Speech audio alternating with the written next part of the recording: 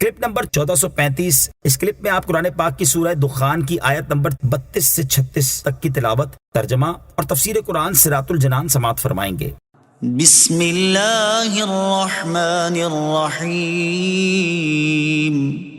ترجمہ: اللہ کے نام سے شروع جو نہایت مہربان رحمت والا ہے۔ وَلَقَدِ اخْتَرْنَاهُمْ عَلَى عِلْمٍ عَلَى الْعَالَمِينَ وَآتَيْنَاهُمْ مِنَ الْآيَاتِ مَا فِيهِ بَلَاءٌ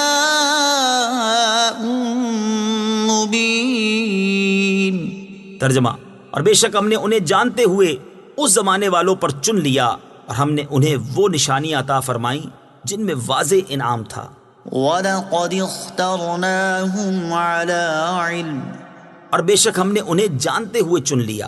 تفسیر صراط الجنان میں ہے، ارشاد فرمایا کہ بنی اسرائیل پر ہم نے ایک احسان یہ کیا کہ ہم نے اپنے علم کی بنا پر بنی اسرائیل کو اس زمانے میں تمام جہان والوں پر چن لیا۔ یاد رہے کہ اس آیت سے یہ لازم نہیں آتا کہ بنی اسرائیل حضور اقدس صلی اللہ تعالی علیہ وسلم کی امت سے بھی افضل ہیں، کیونکہ بنی اسرائیل کا افضل ہونا اپنے زمانے کے اعتبار سے ہے۔ وَآتَيْنَاهُمْ مِنَ الْآيَاتِ، اور ہم نے انہیں نشانیاں عطا فرمائیں۔ تفسیر صراط الجنان میں ہے، ارشاد فرمایا کہ بنی اسرائیل پر ہم نے ایک احسان یہ کیا کہ ہم نے انہیں وہ نشانیاں عطا فرمائیں جن میں واضح انعام تھا، جیسے ان کے لیے دریا میں خشک راستے بنائے، بادل کو سائبان کیا، من و سلوہ اتارا، اور اس کے علاوہ اور نعمتیں دی۔ إِنَّ هَٰؤُلَاءِ لَيَقُولُونَ إِنْ هِيَ إِلَّا مَوْتَتُنَا الْأُولَىٰ وَمَا نَحْنُ بِمُنشَرِينَ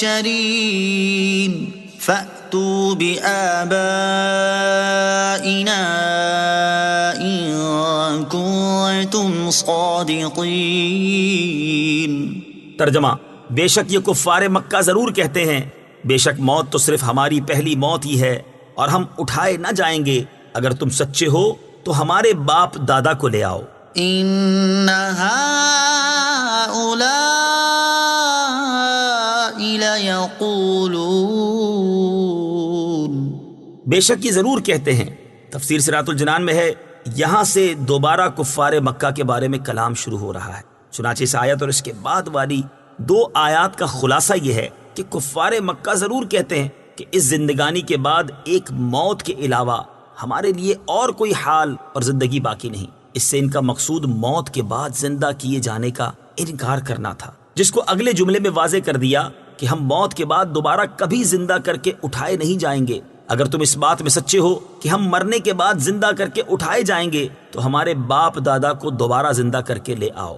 کفار مکہ نے یہ سوال کیا تھا کہ اگر موت کے بعد کسی کا زندہ ہونا ممکن ہو تو قصا بن کلاب کو زندہ کر دو، اور یہ ان کی جاہلانہ بات تھی، کیونکہ جس کام کے لیے وقت معین ہو اس کا اس وقت سے پہلے وجود میں نہ آنا اس کے ناممکن ہونے کی دلیل نہیں ہوتا، اور نہ اس کا انکار صحیح ہوتا ہے۔ جیسے اگر کوئی شخص کسی نئے اگے ہوئے درخت یا پودے کو کہے کہ اس میں سے اب پھل نکالو، ورنہ ہم نہیں مانیں گے کہ اس درخت سے پھل نکل سکتا ہے، تو اس کو جاہل قرار دیا جائے گا اور اس کا انکار محض حماقت یا جھگڑا ہو۔